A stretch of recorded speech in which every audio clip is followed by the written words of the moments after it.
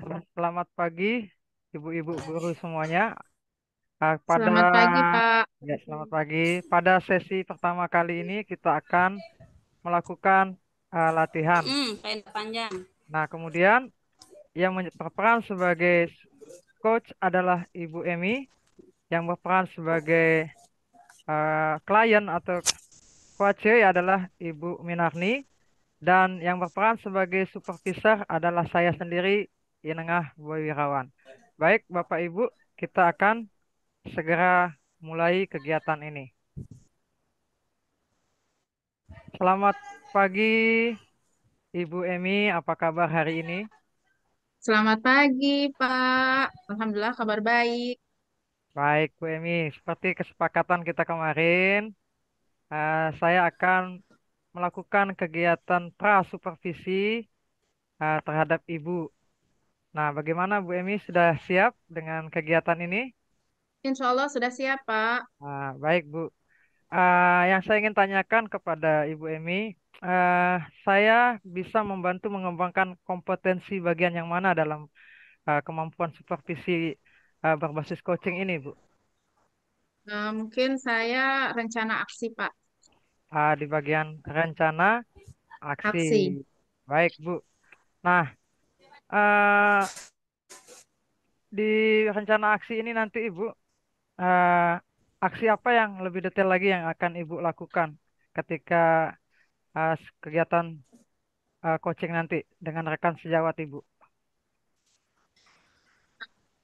Mungkin nanti saya akan membantu Kuci untuk membuat rencana aksi yang lebih spesifik dan mendorong ide dari Kuci pada saat diminta saran berbagi pengalaman. Mungkin itu saja. Oh, ya. Kata kuncinya berarti mendorong untuk lebih spesifik ya. Ya, Eh mendorong ide dari ide Kuci coaching ya, lebih spesifik. lebih spesifik, spesifik. Oke, Bu. Nah, kemudian hal-hal yang dilakukan eh, dan melebihi kompetensi yang diinginkan atau yang dikembangkan, Bu, dalam kegiatan supervisi ini. Bagaimana, Pak? Maksud saya bagaimana nanti Ibu mengembangkan kompetensinya. Ya, mungkin dengan pertanyaan-pertanyaan yang akan saya ajukan kepada Koci, Pak. Ada lagi mungkin? Itu aja. Eh, ya, akan terus menggali pengalaman-pengalaman dari Koci tersebut. Baik. Kemudian bagaimana nanti bagaimana nanti saya mengamati Ibu Ya, lewat. silahkan Bapak amati ya, ketika saya akan melakukan coaching dengan Ibu Minarni. Oke, baik. Nah, bagaimana penilaian Ibu sendiri terhadap apa yang akan kita kembangkan? Sisi mana yang kira-kira akan Ibu akan ingin dinilai gitu, Bu? Ya, sisi saat saya apa menggali pengalaman dari Koci, Pak. Menggali pengalaman dari Coach. Oke, Bu. Jadi, Bu, untuk kegiatan besok supervisi yang Ibu lakukan bersama Ibu Minarni nanti sebagai coachnya, ya sepakat ya Bu ya, Ibu akan mengembangkan kompetensi dalam rencana aksi dan kemudian nanti penilaiannya akan dalam hal bagaimana Ibu menggali ya ide-ide kreatif dari si Ide-ide coach. kreatif. Nah, bagaimana Ibu? Kapan kita akan melakukan kegiatannya? Besok? Ya, sekarang, Pak. Oh, sekarang. Di kelas berapa, Bu? Biar kita ke sana. Ya, di kelas 6, Pak. Oke, baik. Kalau gitu Ibu, silahkan Ibu menuju ke kelas 6. Saya mengikuti dari belakang. Ya, terima kasih, Pak. Mari. Eh, Assalamualaikum warahmatullahi wabarakatuh, Bu Minarni. Salam warahmatullahi wabarakatuh, Bu Emi. Apakah sudah siap dengan sesi kita hari ini? Insya Allah siap, Bu Emi. Ya, kita mulai, Bu ya. Siap. Eh, apa tujuan yang akan eh, Ibu capai dari pertemuan ini? Saya ingin memahami bagaimana pembelajaran yang berkaitan dengan budaya positif, Bu. Ya, jadi tentang budaya positif, Bu ya. Iya. Apa output yang Ibu inginkan dari diskusi ini? Jadi output yang saya inginkan dari pembelajaran tentang budaya positif ini, saya ingin memahami tentang cara-cara apa yang bisa saya lakukan untuk terus bisa mengembangkan budaya positif. Ya, jadi kita sepakat, Bu ya, bahwa Ibu ingin mendapatkan cara-cara yang terbaik dalam menerapkan budaya positif. Kenapa semua ini penting, Bu? Karena saya merasa bahwa budaya positif itu adalah aspek yang penting yang memang benar-benar menjadi tujuan daripada pendidikan itu sendiri. Karena saya merasa bahwa roh dari pendidikan itu adalah bagaimana anak-anak murid kita terbiasa melakukan hal-hal yang positif yang kedepannya bisa dia menuntun dia untuk di kehidupan yang lebih panjang di masyarakat nanti. Apa ukurannya bahwa Ibu berhasil? Ya, ukurannya antara lain ya, pertama anak-anak patuh dengan aturan atau tata tertib yang sudah disepakati bersama di sekolah. Ya, seperti memakai atau menggunakan pakaian seragam yang sudah ditentukan, kemudian hadir tepat waktu, terus apa yang menjadi tagihan-tagihan di sekolah itu bisa mereka selesaikan dengan baik, mereka sopan dan berakhlak lah seperti itu. Dari skala 1 sampai 10, misalnya kalau 1 jelek sekali, 10 bagus sekali, kondisi Ibu saat ini di angka berapa? Di angka 6. Bapak maunya idealnya di angka berapa? Pak Ibu, Maunya saya di angka 9 lah, Bu. Kalaupun saya angka di 9 ya. ya. Pada angka ideal itu situasi dan kondisinya seperti apa, Bu? 90% anak-anak mengikuti sudah menerapkan tata tertib sekolah dengan baik. Sudah seperti pakai yang rapi, kemudian datang tidak terlambat, kemudian di kelas juga tidak berproblem di melaksanakan pelajaran.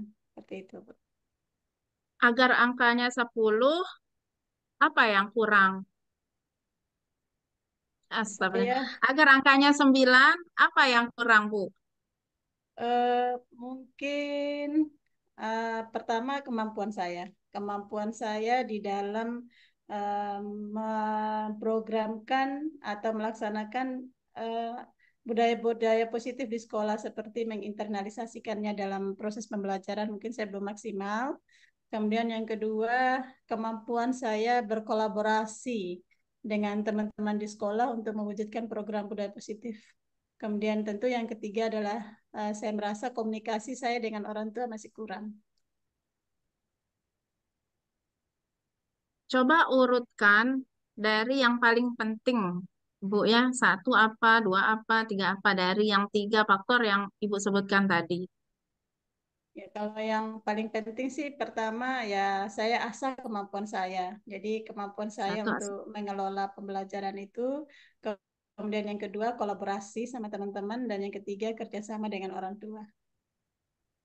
Nah, kalau dikasih bobot, biar nilainya 100%, kira-kira bobotnya berapa, Bu? Yang pertama bobotnya berapa? Kedua, Yang pertama 50%, yang yang kedua pertama. ya, yang kedua 40, yang ketiga 10. Nah, dari bobot itu, mana yang Ibu mau beresin dulu? Yang pertama, yang pertama itu adalah kemampuan saya di dalam mengelola atau mendesain dan memprogramkan bagian-bagian yang bisa saya terapkan yang terkait dengan budaya positif di sekolah. Ya, nah kita mau fokus diskusi untuk mendapatkan solusi, Bu ya, untuk kita beresin yang pertama dulu, berarti ya, Bu ya, kita sepakat, Bu ya. Ya, sepakat. Pernah enggak Ibu mengalami kondisi yang mirip, tapi ada solusinya di masa lalu? Nah, nah, Bisa diceritakan? baik Bu. Jadi saya pribadi di dalam kelas itu eh, kesulitan di dalam mengelola anak-anak yang eh, boleh dibilang ansosial. Saya punya murid di ansosial, agak susah dia ngobrol, ada susah bekerja kelompok juga susah. Nah, itu kemudian solusi yang saya eh, lakukan adalah pertama saya menanyakan apa penyebabnya dia, kenapa dia membatasi diri dengan teman-temannya. Nah, setelah saya gali, rupanya dia sudah kajian agamanya sudah tinggi, Bu. Jadi karena di dalam kelas itu ada campur laki dan perempuan, maka dia berusaha untuk tidak bergerak diam di tempat itu supaya tidak saling bersentuhan mungkin dengan teman yang perempuan. Itu kemudian yang kedua saya coba konsultasi dengan guru BK. Apa sih riwayat keluarga dia seperti apa dari kebetulan saya mengajar dia di kelas 2. Karena banyak juga saya dengar dari teman-teman guru bahwa di kelas 7 dia tidak seperti itu. Nah, kenapa di kelas 2 ini berubah? Maka coba saya konsultasi dengan guru BK. Ada apa dengan anak ini? Ternyata ya memang pada saat COVID itu karena tidak ada kegiatan dia, maka dia sering ikut pengajian-pengajian. Nah, pada saat pengajian itu mungkin pemahamannya sangat meresap, sehingga dia langsung mengaplikasikan dalam dirinya. Nah, selanjutnya juga saya menghubungi orang tuanya, juga jawabannya sama. Nah, dari kondisi-kondisi seperti itu, saya berusaha untuk mendesain eh, media pembelajaran atau strategi pembelajaran yang istilahnya yang bisa memenuhi kebutuhan dia untuk belajar mandiri. Seperti itu, Bu Eni. Itu yang masa lalu, Bu ya. Iya. Ada lagi cerita yang lain, Bu? Kalau cerita yang lain, Ya, yang ada sebenarnya, solusinya. oh yang solusinya. Yang Eh, dulu-dulu kalau mungkin ada yang ada masalah yang juga sama tapi kasus saya udah selesai. sama. Sebenarnya kasusnya banyak, Bu. Yang spesifik yang menarik perhatian saya punya seorang murid, dia di kelas 9, udah 2 tahun, 3 tahun yang lalu lah. Dia ini jarang masuk. Bahkan ini di ujian terakhir pun dia tidak masuk. Nah, saya kebetulan punya peran di sekolah sebagai urusan kurikulum, tentu menginginkan anak-anak ikut ujian 100%. Nah, saya menyelesaikan masalahnya, saya menetapkan kepada membentuk panitia untuk menyelesaikannya. Kalau misalnya ada apa, setidaknya anak ini dia ikut ujian. Jadi saya minta kepada guru BK untuk menelusur anak ini ada di mana supaya bisa kita jemput. Nah, kemudian itu solusi pertama, cuman apa tidak ditahu juga di mana posisinya. Akhirnya kami coba komunikasi dengan orang tua. Akhirnya datanglah orang tuanya. Saya pun mendapat jawaban yang luar biasa dari orang tuanya. Dari orang tuanya itu dia bilang ya sudahlah Bu, tidak bisa lagi kita pasrah sajalah. Apapun yang terjadi dengan anak itu pilihan hidup. Saya sudah berusaha memberikan keyakinan ke dia. Tapi rupanya memang beban ekonominya luar biasa, Bu. Dia waktu itu karena kembali dengan COVID itu, karena dia kasus COVID, sehingga dia di PHK. Dia kerja di sebuah hotel di Singgigi, dan dia tidak memiliki rumah yang tetap. Dia diusir ke sana kemari karena dia tidak mampu bayar kos, dan anaknya pun akhirnya berdampak. Nah, ketika bapaknya mengeluarkan statement seperti itu, eh, dia akhirnya saya terpanggil. Saya bilang kepada bapaknya, Pak, Bapak berkorban sekarang mencari anaknya untuk kebaikan anak Bapak dan kebahagiaan Bapak selamanya, atau Bapak biarkan anak Bapak tidak ikut ujian, Bapak sengsara seumur hidup. Akhirnya dia sempat menangis dan akhirnya dia mau mencari anaknya dan alhamdulillah anaknya bisa ikut ujian. Cukup mungkin kayaknya, Bu. Ya, mungkin itu bisa nanti direduplikasi lagi, Bu, di tempatnya yang sekarang, maksudnya di kelas yang sekarang, yang mengenai eh, apa ide-ide itu. Nah, pernah enggak Ibu googling? Nah, Pernah, Bu? pernah, pernah, pernah. Ya, mungkin bisa diceritakan apa yang Ibu dapat setelah googling mengenai ide-ide untuk meningkatkan disiplin positif? Ya, jadi dari googling itu saya coba menonton YouTube video-video inspiratif tentang penanganan anak-anak yang bermasalah. Jadi mungkin dari situlah saya coba menerapkan di dalam proses saya sebagai seorang guru di sekolah. Bagaimana saya berusaha untuk memahami kebutuhan mereka, bagaimana saya mampu mengendalikan diri untuk tidak melihat sisi negatif dari anak-anak itu, Bu. Ya, bagus ya kalau sudah kita lihat di YouTube, udah dua referensi yang Ibu dapatkan. Kemudian kalau mungkin teman Bu, Kalau teman cenderung ke guru konseling di sekolah, guru BK. guru BK ya, bisa diceritakan Bu. Kalau dari bu guru BK itu enaknya kita karena mungkin dia sudah terbiasa menangani masalah anak-anak, udah paham betul tentang psikologi pertumbuhan anak, sehingga ketika saya menemui kondisi yang istilahnya kurang saya pahami tentang perilaku anak, saya langsung rujuk ke dia dan dia biasanya memberikan referensi-referensi atau cara-cara yang tepat untuk menangani. Sudah dicoba Bu. Ya sudah dicoba. Siapa nama ibunya Bu? Ibu BK-nya? Ibu Halawiyah, Ibu Ibu Halawiyah ya. Halawiyah. Nah, kalau pelatihan-pelatihan gimana Ibu? Kalau pelatihan yang spesifik sih belum ada, cuman setiap kali pertemuannya seperti di pelatihan guru penggerak itu memang sudah diajarkan kita bagaimana kita mengelola emosi kita, bagaimana kita menangani anak-anak yang sehingga kita bisa tercipta budaya positif di sekolah. Kalau di buku, Buku juga mungkin yang ada secara di buku. ya, kalau di buku secara spesifik juga yang terkait dengan budaya positif itu tidak ada. Cuman beberapa buku judul yang judul buku yang nyerempet-nyerempet atau yang apa searah dengan hal-hal seperti itu. Apa saja yang mau Ibu pakai ilmunya nih, kalau yang ada di buku maupun di pelatihan? Yang saya ingin pakai itu saya baca di sebuah buku terutama Magnet Rezeki. Itu di situ dikatakan bagaimana kita menanam di pola pikiran kita itu hal-hal yang positif. Jadi seperti anak yang nakal kita ganti anak yang aktif, anak yang masih apa masih pendiam kita ganti dengan anak yang sabar. Jadi kalimat-kalimat seperti itu yang harus kita biasakan.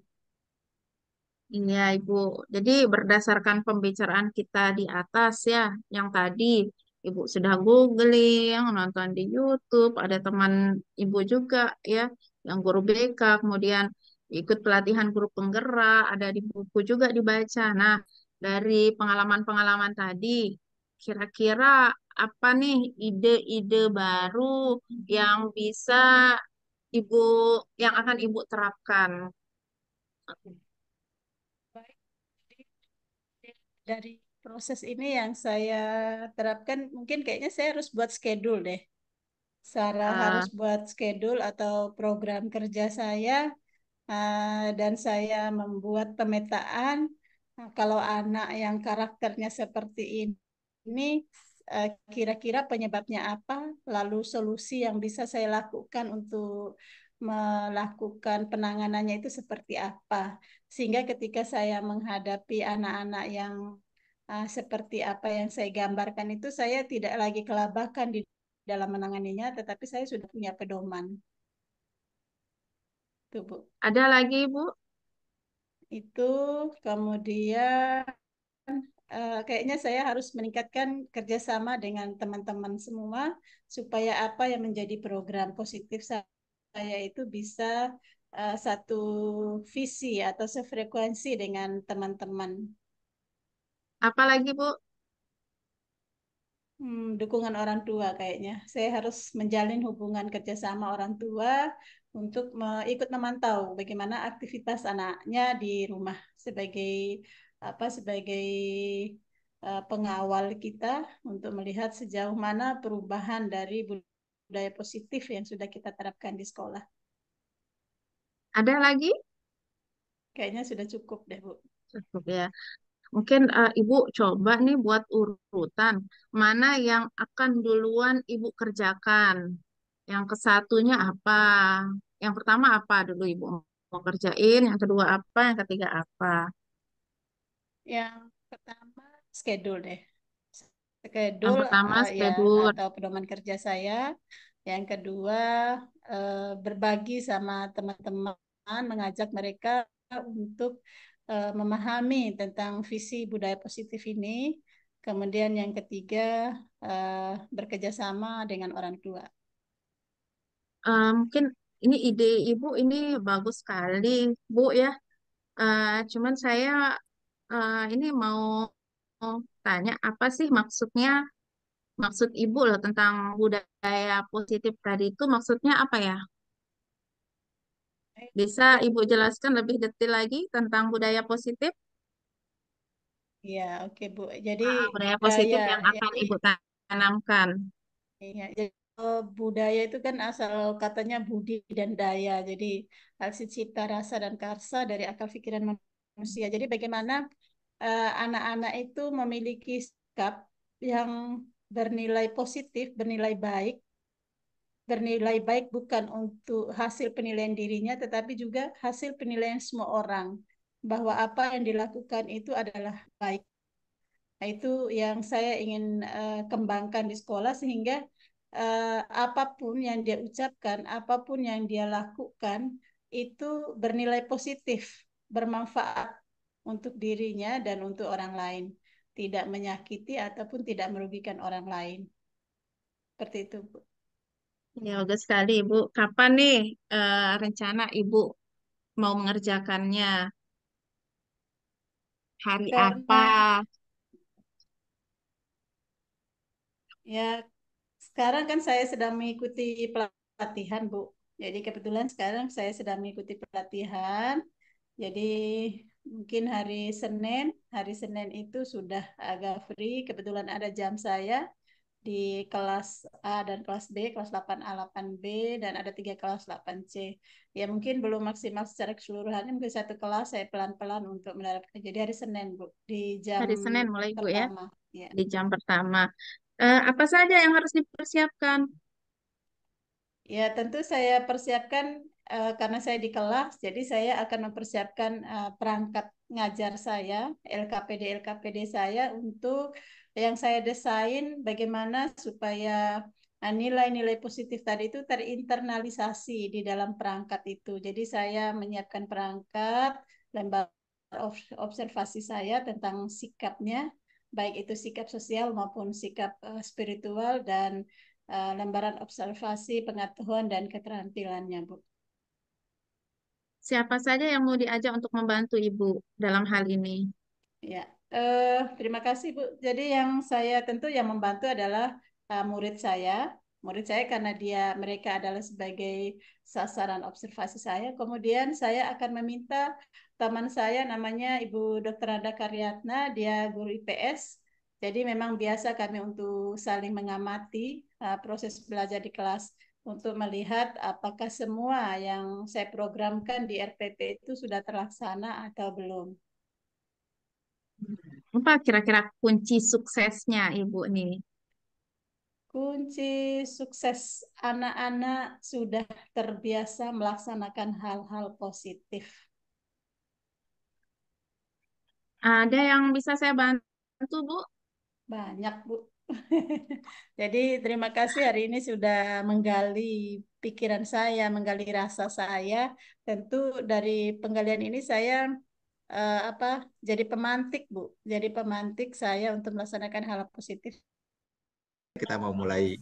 Baik Bu Emi, tadi dalam kegiatan coaching yang Ibu Emi lakukan, saya sudah melakukan pengamatan terhadap kegiatan coaching supervisi akademik terhadap Ibu Guru Minarni. Nah, Ibu, uh, untuk lebih lengkapnya, izinkan saya untuk memberikan apa namanya kata-kata terkait dengan kegiatan tadi, yaitu lebih tepatnya kata-kata menanyakan bagaimana kegiatan tadi. Nah, Bu Emi, Ya, Kak. Bagaimana Ibu menilai sendiri forma ya terkait dengan kegiatan supervisi berbasis coaching tadi. Tadi kalau tidak salah Ibu mengangkat bagaimana Ibu berkemampuan untuk melakukan Gali pertanyaan, ya komunikasi kan menggali rencana ide-ide aksi. untuk melakukan rencana aksi Ya, untuk rencana menggali aksi. ide-ide ya. Silakan Ya. Ibu. Jadi menurut saya tadi sudah lumayan lah bisa menggali dari ide-ide CGP. Ya, alasannya apa Bu? Lebih spesifik. Ya, jadi alasan saya tadi kuncinya sudah menjelaskan ide-ide yang akan eh, apa ide-ide baru yang akan diterapkan. Baik, jadi intinya sudah berhasil ya mengeluarkan ide-ide yang akan dia lakukan terkait dengan budaya positif tadi Bu ya. Nah Bu, Ya, boleh coba. saya menyampaikan hasil pengamatan saya? Oh iya, silahkan Pak. Baik, setelah saya melakukan pengamatan tadi, sesuai dengan kompetensi yang ingin dikembangkan, yang ingin lebih baikkan lagi oleh Ibu Emi tadi, yaitu bagaimana melakukan rencana aksi ya dalam kegiatan coaching, difokuskan di situ dan bagaimana menggali ide-ide dari si coach ya. Saya lihat bahwa pertama alur penggunaan coachingnya sudah tepat, menggunakan alur Tita dan pertanyaan-pertanyaan yang dikeluarkan sudah terlihat menggali sepenuhnya ide dari coach sendiri dan juga luar biasanya di sini Ibu sudah mencoba mendetailkan, mencoba merangkum dari eh, kalimat-kalimat atau ide-ide yang dikeluarkan oleh coach. Nah, kemudian juga di tahap tujuan, Ibu sudah menyampaikan tujuan coaching dengan jelas. Kemudian identifikasinya juga sudah luar biasa baik. Nah, rencana aksinya dan juga mengajak si coach untuk bertanggung jawab atas ide-idenya. Seperti tadi sudah melontarkan kata-kata kapan dimulai dan lain sebagainya. Nah, namun Ibu sedikit ada yang kalau boleh saya sampaikan bahwa juga ada hal yang perlu diperbaiki sedikit, yaitu mengenai tadi di apa namanya pada saat ini Bu, pada saat eh, menanyakan alasannya yang mungkin mesti ditingkatkan lagi. Ketika dia mengeluarkan ide, mengapa ibu mengambil langkah itu? Nah, itu mungkin sedikit itu ditambah. Tapi pada umumnya kegiatan coaching supervisi akademik ini, supervisi akademik melalui paradigma coaching ini sudah baik dilakukan. Seperti itu, Ibu. Terima kasih Pak atas masukannya. Iya, sama-sama Bu Emi. Mungkin itu saja yang saya sampaikan sebagai supervisor. Terima kasih atas kegiatan yang sudah dilakukan oleh Ibu Minarni dan Ibu Emi. Semoga kedepannya kegiatan supervisi akademik berbasis coaching ini semakin mantap kita lakukan. Demikian, selamat pagi Ibu-Ibu, sukses selalu dan bahagia selalu. Ya, terima kasih Pak. Selamat pagi. Oke.